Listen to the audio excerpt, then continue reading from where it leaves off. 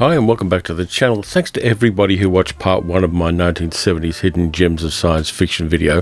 It went off like sushi in a summer sidewalk, so I must have been doing something right.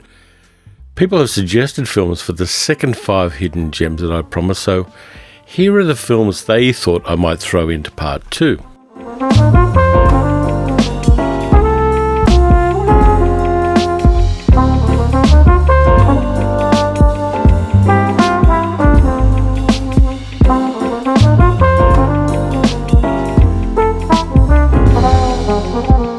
Keeping that in mind and with a nervously pounding heart, here are the second 5 movies I consider hidden gems of 1970s science fiction.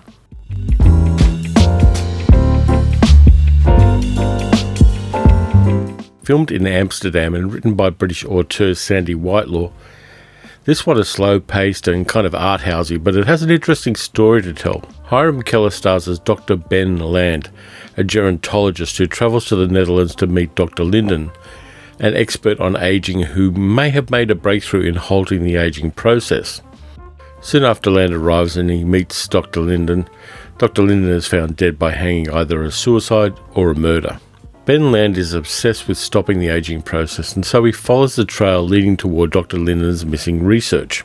He meets and starts a relationship with Anna, played by Tina Ormond, and is followed by a mysterious Swiss pharmaceutical magnate, Nicholas Ulrich, played by the always creepy Klaus Kinski. Told with voiceovers by Dr. Land as well as through dialogue, this is a minimalist science fiction flick where you have to patiently wait for the story to unfold, but it's kind of worth the wait. The ending is low-key but satisfying, and in some ways it plays more like a novel than a movie. At the time it was made, it shocked some viewers and reviewers because of the consensual Japanese shibari bondage that Land and Anna indulge in. But modern audiences may be more shocked and distressed by the moments where a laboratory mouse is killed and dissected. Cultural attitudes can change over half a century. I like this movie because it reminds me that there are many ways to tell a story, and that twists and turns and surprises don't need to telegraph themselves or be dramatically underlined to be effective.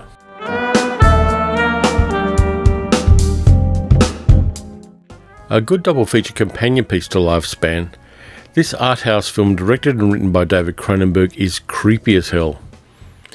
It was his second feature film after 1969 Stereo, and it was filmed on a tiny budget, mostly inside the buildings and on the grounds of the recently built Ontario Science Centre in Toronto. Set in 1997, we follow a man called Adrian Tripod as he wanders through various scientific cults in a world where a plague triggered by genetically engineered cosmetic products has killed every post-pubescent woman. Tripod, played by Ronald Milodzik, is searching for Antoine Rouge, his former mentor who was the man who created the plague. The plague has led to its victims exuding a deadly secretion called Rouge's foam. Tripod is trying to locate Rouge to understand the plague. The movie is narrated in voiceover, which Cronenberg made as an artistic choice, partly because the camera he filmed the movie on was too noisy, and he didn't have the resources to loop the dialogue later. Tripod's passionless voiceover works in the context of this movie where the body horrors are suggested more than seen. Toward the end of the film, it does get creepy and nauseating, but here we see the start of the Cronenbergian body horror that we know him for. In this world, nothing is more fascinating and terrifying than human flesh. Like Lifespan, it's slow-paced, but it shows how alien, horrifying science fiction nightmare worlds can be created with few resources and a lot of imagination.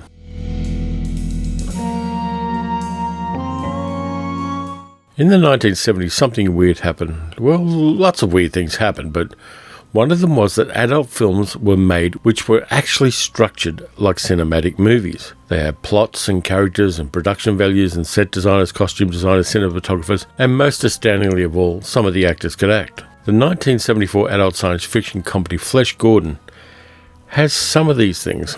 The producers originally shot the movie with hardcore straight and gay sex in it, but the Los Angeles police confiscated that footage because, under California laws at the time, filming hardcore sex was seen as pandering, which was illegal. So the producers regrouped and made it into a soft-core porn flick.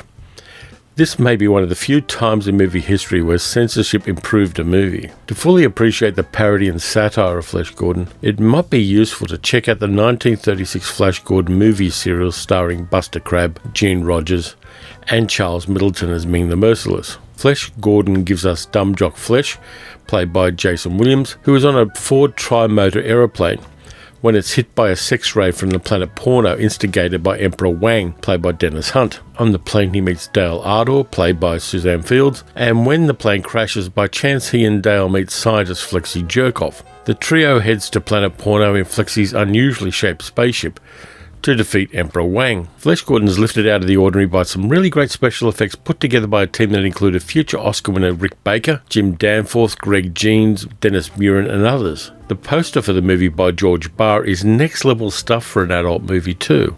The monster effects, including stop motion creatures like the Great God Porno and the Penosaurus, really look effective. And while the satire and parody of the movie are broad and silly, the movie just looks great. Full disclosure, I was at the Australian premiere of this movie one midnight in 1974 at the Academy Twin Cinemas in Paddington, Sydney.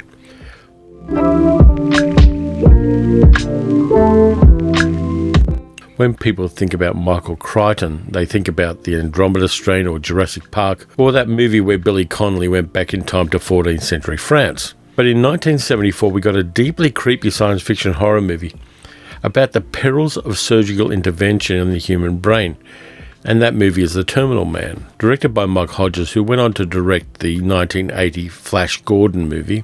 This one starred George Segal in a very unusual role in his career.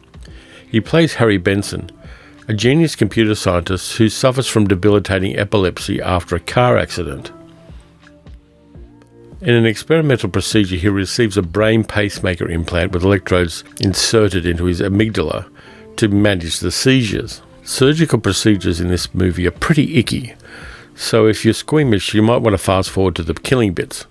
Unfortunately, Harry's brain becomes addicted to the electrode stimulation, leading to a feedback cycle of increasingly violent behaviour, which would then trigger the stimulation. Harry's amnesiac rampages make him a sympathetic and worryingly plausible technology-induced monster. Shot in a bleak, natureless 1970s cityscape, The Terminal Man's a cautionary tale about a cure that is worse and more destructive than the disease. The supporting cast, including Joan Hackett, Richard Dysart and Donald Moffat, are solid, but George Segal's Harry may be his best career role. People didn't like the movie at the time because George Segal was seen as a light comedian, but in The Terminal Man he gives us a solid, dramatic, terrifying performance.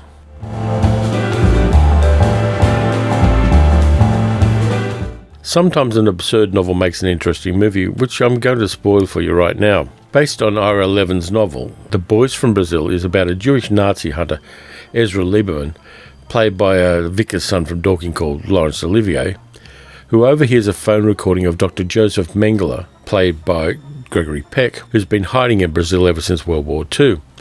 Mengele gives orders for a bunch of ex-Nazis to murder 94 men in 9 different countries. The 94 men are from a similar demographic, and as the plot unfurls, Lieberman finds out that each of the men has an identical son. The Nazis have cloned Adolf Hitler in a kooky plan to create a Fourth Reich. Ira Levin, the guy who wrote the novel, also wrote Rosemary's Baby. And this is kind of a clever twist on that whole time travel question about whether or not you go back to 19th century Austria and kill baby Hitler. Gregory Peck is miscast as hell and gives us an outrageous Mengele, and Olivier, reversing his character from the Marathon Man, drags out his best Jewish accent to play Lieberman. He also got an Oscar nomination for the role. The supporting cast is interesting too. We've got Lily Palmer, Steve Guttenberg, James Mason, Denholm Elliott and Bruno Ganz. The movie combines a tight thriller pop with some very strange, weird scenes, including a debutante's ball of South American Nazis, which is really creepy, and combines it all with the science fictional idea of cloning Hitler. Ultimately, however, the movie's a silly over-the-top effort with a central conceit that really doesn't bear looking into too closely, but it is a hidden gem and deeply, deeply weird. By the way, the same plot was used in the 1977 second series of the Wonder Woman TV show, but the writers may well have heard about Ira Levin's novel. 1970s episodic television is full of plots lifted from movies. So there are my last 5 hidden gems of 1970 science fiction cinema.